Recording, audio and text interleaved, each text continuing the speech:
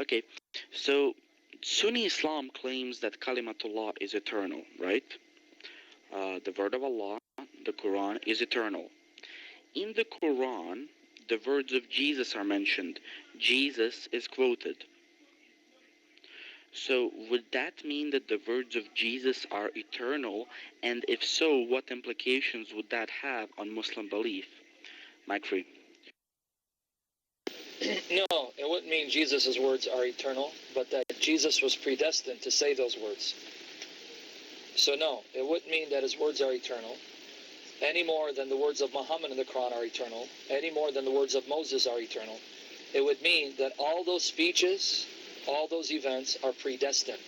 So that whether Moses liked it or not, he had no choice but to speak those exact words because Allah had predestined it for him, because it's part of Allah's speech. Because you're confusing two issues. If you're saying Jesus' words are eternal because the Quran contains the words of Jesus, that means Allah's speech is dependent on the speeches of his creatures that would come into existence. That's not the Sunni position. The Sunni position is Allah's predestined everything, so that the words of Jesus are predestined by Allah. Well, he's actually a hyper-Calvinist. He's very hyper and he's a Calvinist. Yes, not eternal in the sense that everything exists. No. That's not, no. It's eternal in the sense that Allah has predestined everything that the Quran mentions to take place so that the actions, right?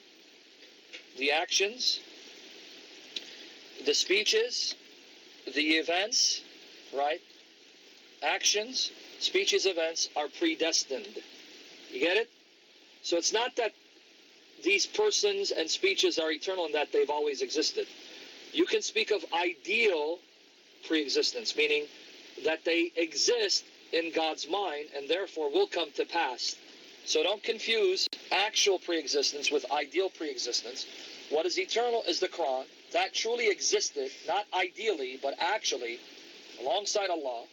And everything it contains must come to pass. So if the Quran says Jesus said X, when Jesus comes into being, from the Muslim perspective, he's going to have to say X. That's what it means. No, you're confusing Allah's kalima containing the speeches of people and the events of people, because then you're going to have to argue that the events are eternal, so that Mary has always given birth to Jesus, because that's also part of the Quran.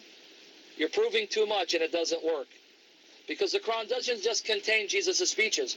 It also contains the people that he's speaking to. So are the people eternal as well? You're proving too much, that everything exists actually. No, that's too much, my friend. No, it won't work.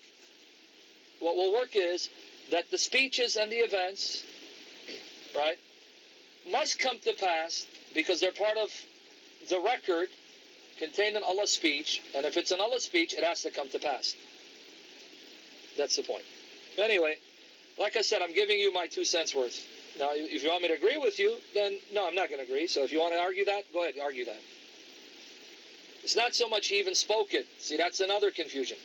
The Quran is in conversation with Allah, right? So that the Quran is something other than Allah, which is why the Muslims are in a quandary. It's not simply Allah speaking. It's actually the speech of Allah as a hypostasis, as an actual distinct entity that's actually alive and conscious and in communion with Allah. Yeah, it's part of him, and at the same time it's other than him. So you're talking about something that even Muslim theologians cannot adequately explain, and yet they talk about us and our Trinitarian beliefs. Anyway.